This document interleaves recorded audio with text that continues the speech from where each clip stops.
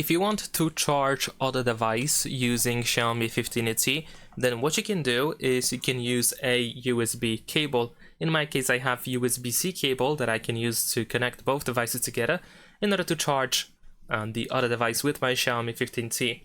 Now, unfortunately, there is no setting that can actually force our phone to charge the other device. So if I connect these two devices together, there is a chance that my Xiaomi will be charged instead. Yeah, there we go. So what I'm gonna do is I'm gonna try to manipulate it in order to see if it works, and there we go. It actually works like that. So as you can see, it is possible to charge other devices using our Xiaomi 15T.